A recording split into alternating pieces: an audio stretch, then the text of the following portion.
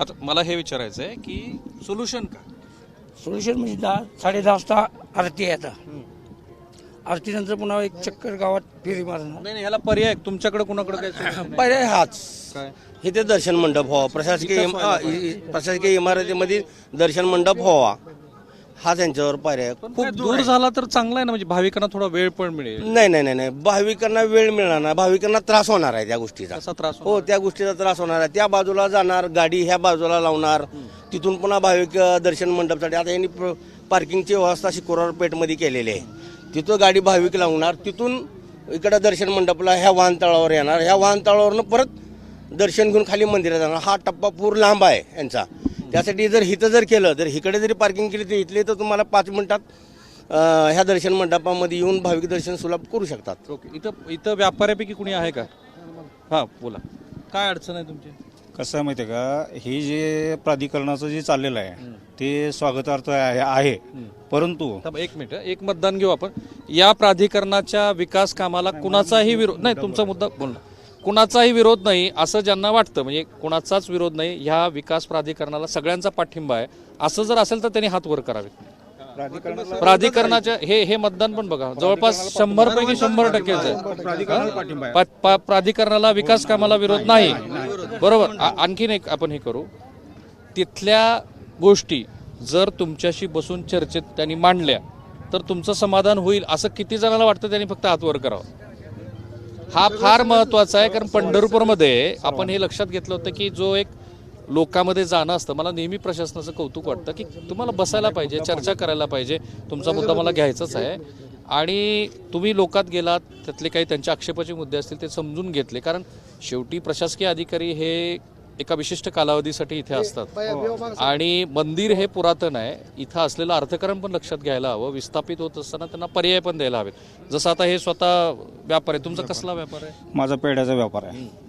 तर मला काय म्हणायचं आहे, हे जे प्राधिकरण चाललं आम्ही स्वागतार्थ आहे हे म्हणलेलं आहे, कारण हा विकास झालाच पाहिजे. परंतु जर तुम्हाला ही जी ट्रायल जर घ्यायची असेल तर दरवर्षी नवरात्रीमध्ये तात्पुरतं दर्शनाची व्यवस्था तिकडून करतात. तर तुम्ही चॅनलवाले याच वर्षी फक्त ट्रायल म्हणून तिथं जाऊन बघा की आलेल्या भाविकांचे कपडे, पिशव्या, चपल्या ते तिथं सोडतात आणि तिथून येतात. आणि तिथून आल्यानंतर दर्शन करून बाहेर पडल्यानंतर त्यांना कुठं जायचं, कुठं चप्पल ठेवली, काय केली, काही कळत नाही. तर आणि भाविकाचा त्रास तुळजापूरला येणारा जो भाविक आहे त्यामध्ये 80% भाविक हा अशिक्षित आहे, खेडूत आहे, कर्नाटकातली यात्रा आहे, इतर म्हणजे परप्रांतातली आहे. आणि त्या लोकांना इथं कुठं यायचं, कुठं ठेवायचं, त्यांच्या पिशव्या कुठं आहेत, कुठून आलो, कुठं गेलो, आणि मोबाईल वगैरे सगळे बंद करायला लावतात. त्यामुळे संपर्क होत नाही, बऱ्याच लोकांची चुका होतात. काय मला पुन्हा एकदा सांगा, तुमचा व्यापारी म्हणून काय त्रास आहे? आमचा व्यापाराचा त्रास सांगतो की तुम्ही जे मूळ जे तुळजापूरचं दर्शनाचा जे पारंपरिक जो रूट आहे, शिवाजी चौक ते महाद्वार या इकडे यायचं लोकांचा रूट आहे, आणि ही सगळी बाजारपेठ बंद करून त्या साईडला झाल्यानंतर हा काय तात्पुरतं नाही आहे. एकदा दर्शन मंडप झाल्यानंतर वर्षाचे 12 महिने तिकडूनच चालू होणार आणि ही बाजारपेठ सगळी संपून जाणार. मग इथं जे तुळजापूर जे आहे ते 99% तुळजाभवानीच्या जीवावरती अवलंबून आहे. मग हे जर अशी व्यवस्था पर्यायी तिकडे केली तुम्ही तर हे सगळेच लोक उपाशी मरतील. आणि तुमच्या दोघांचाच मुद्दा, ह्या दोघांना मी विचारतो, थांबा, की ज्या वेळेला अमरराव, किशोरराव, ज्या वेळेला विकास होतो त्यावेळेला यांच्यासारख्या कोणाला तर तो त्रास सहन करावा लागेल ना. बरोबर आहे, पण या ठिकाणी जी रूढी परंपरेनुसार या अनादी कालापासून चाललेली जी रूढी परंपरा आहे इथली, ह्या तुळजाभवानी महाद्वाराचं महत्त्व कमी करण्याचं काम हे प्रशासन करत आहे. त्यांना काय कुठलंही देणं घेणं नाही, श्रद्धेचं काय देणं घेणं नाही. हजारो वर्षाची परंपरा आहे. कल्लोळ गायमुखचं महत्त्व, आध्यात्मिक महत्त्व हे प्राधान्याने लक्षात घ्यायला पाहिजे होतं. पण या ठिकाणी आध्यात्मिकवर कुठल्याही प्रकारची चर्चा विकास कामामध्ये घेतलेली नाही. या ठिकाणी लाखो भक्त या ठिकाणी रोज येतात. त्यांचे कुलधर्म कुलाचार करण्याची जागा कुठेही ठेवलेली नाही. अभिषेकाची मंडप कुठं राहील त्याच्याबद्दलची कुलाधर्म आणि कुलाचार हा तर मंदिराच्या आतमध्ये होता ना. त्या सुद्धा जागाच ठेवलेली नाही. त्यांनी जी शिर्डीच्या धर्तीवर, जसं शिर्डीला साईबाबाच्या समोर सगळा मोठा हॉल आहे, त्या धर्तीवर हा विकास करायचा चाललेला आहे. या ठिकाणी पहिला टप्पा म्हणून दर्शन मंडपाचा आहे. तो दर्शन मंडप जर या ठिकाणी झाला तर महाद्वाराचं महत्त्व कायम राहील, कल्लोळ गायमुखचं महत्त्व राहील, उजव्या सोंडेचं गणपतीचं महत्त्व कायम राहील. लिंबाळा दरवाजातून प्रवेश आतमध्ये दिला, त्या 5 पायऱ्याचं महत्त्व आहे. माणूस पवित्र होतो असं आख्यायिका आहे. ही अनादी कालापासून चालत आलेली परंपरा आहे. त्यानंतर अष्टभैरवाचं दर्शन केलं जातं. पहिला भैरव रक्तीभैरव होमाच्या खाली आहे, असं आध्यात्मिक महत्त्व त्यामध्ये आहे. पण जेणेकरून ह्या पूर्ण महाद्वाराचं लक्ष कमी करण्याचं काम प्रशासन करत आहे, म्हणून हा गावात विरोध होत आहे. एक शेवटचा प्रश्न अमरराव, की हा विरोध जो त्यांचा आहे तो कोणाला तरी त्रास सहन करावा लागेल. जसं पंढरपूरच्या विठ्ठल मंदिराच्या आजूबाजूच्या लोकांना विस्थापित व्हावं लागणार आहे, त्याला काही पर्याय नाही.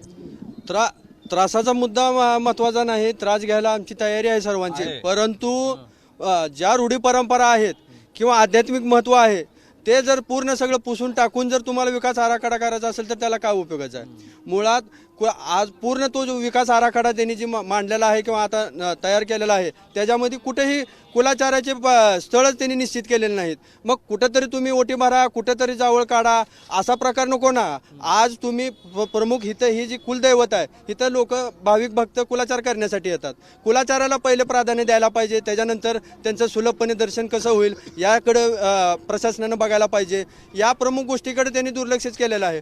अपंग लोक असतील, वयस्कर लोक असतील, यांचा सुद्धा विचार करायला पाहिजे की कमीत कमी पायऱ्या कशा करता येतील किंवा कमीत कमी दर्शन वेळेमध्ये कसं करता येईल. ह्या विकास आराखड्यामध्ये कुठेही विचार केलेला नाही. केवळ भाविकाच्या नावाआड सगळ्या पुजाऱ्यांना व्यापाऱ्यांना. सिनियर सिटीजन तुम्ही तुळजापूरचेच घे, काय म्हणणं आहे तुमचं? हे जे आहे दर्शन मंडप, तिकडे बघून बोला. दर्शन मंडप आहे ते भाजी मार्केट, विजय वाचनेल या ठिकाणी जर केले तर पूर्ण गावाला त्रास होणार नाही. मध्यवर्ती येते. चला, मला प्रशासनाला सुचवायचं की जरा ह्यांच्याशी पण बोलून घ्या तुम्ही, हे एवढे सिनियर सिटीजन. हे मध्यवर्ती ठिकाण आहे आणि मध्यवर्ती ठिकाण असल्याच्या कारणानं कुणालाही त्रास होणार नाही. तुम्ही कार पार्किंग करचाल तिकडं, अंडरग्राऊंड करचाल तिकडं, काय त्याचा उपयोग. प्रत्येक देवस्थानला तुम्ही प्राधान्य दिलं पाहिजे आणि त्याची व्यवस्था केली पाहिजे. दर्शन, होमकुंड, कल्लोळ तीर्थ हे पवित्र ठिकाण आहे.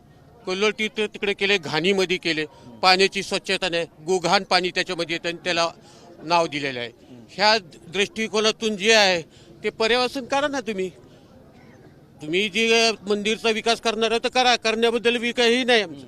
पण मध्य सेंटरला येतं हे. आता तुम्हाला तुम्ही आता हे असं आपण समजू की तुमचं आता हे सगळं बघायला लागले, जिल्हाधिकारी बघतायत, मुख्यमंत्री बघतायत, त्यांना सांगा बरं ह्या 5 गोष्टी आपण करू. कोणत्या? तुम्हाला ज्या सुचतात आम्हाला जी सुचतं ती भाजी मार्केट, विजय वाचनेल हे मध्यवर्ती ठिकाण आहे. या ठिकाणून दर्शन मंडप केला तर सरळ खालच्या दर्शन मंडपला कमी खर्चामध्ये वमलाला हे होऊन जातं उड्डाणपूल करून. आणि हे जे कल्लोळ तीर्थ आहे, कल्लोळ तीर्थामध्ये भाविक लोक आनंदानं स्नान करतात, हातपाय धुतात आणि तिथून पुन्हा रक्तभैरव, होमकुंड हे करतात. म्हणणं आहे की मध्यवर्ती ठिकाणी कुणालाही त्रास होणार नाही. आणि ह्या व्यापाऱ्यांचं काय करायचं? व्यापाऱ्याचं सगळं व्यवस्थित होतं, व्यापाराचा सुद्धा धंदा होतो. ठीक, आपण इथे थांबूया. काय समन्वयवादी भूमिका असली पाहिजे. प्रशासकीय अधिकाऱ्यांची अडचण पण आहे आणि ती मर्यादा पण आहे. मर्यादा ही आहे की ते एका विशिष्ट काळासाठी येतात, त्यामुळे इथल्या रूढी परंपरा, इथलं धार्मिक महत्त्व या गोष्टीची त्यांना कल्पना नसते. अडचण अशी आहे की या ठिकाणी काहीही घडलं, जसं आता किशोरराव आणि अमरराव, तुम्हालाही माहिती आहे इथे मध्य काळामध्ये 2-3 मोठे घटना घडून गेलेल्या आहेत. दुर्दैवाने महाद्वाराच्या समोरच काही जणांचा मृत्यू घडला आहे आणि दरवर्षी चेंगराचेंगरीच्या काही घटना ह्या प्रत्यक्ष दर्शन मंडपामध्ये सुद्धा घडलेल्या आहेत. त्यामुळे उद्या काही घडलं तर प्रशासकीय अधिकारी म्हणून त्यांना त्याचं उत्तर द्यावं लागेल. त्याहून मोठा प्रश्न, अलीकडच्या काळामध्ये महाराष्ट्रासह देशभरामध्ये जी भाविकांची संख्या वाढलेली आहे त्याचं मॅनेजमेंट हा ज्याला इंग्रजीमध्ये डाउंटिंग टास्क म्हणतात तसं झालेलं आहे. त्यामुळे या सगळ्यातनं समन्वय काढावा लागेल. ह्याही मंडळींना 2 पावलं मागं जावं लागेल. प्रशासनानं खुलेपणा ठेवावा लागेल. यांच्याकडे सोल्युशन असू शकतं. तुमच्या अनुभवापेक्षा यांचा अनुभव हा निश्चितच मोठा आहे. एबीपी माझा, उघडा डोळे बघा नीट.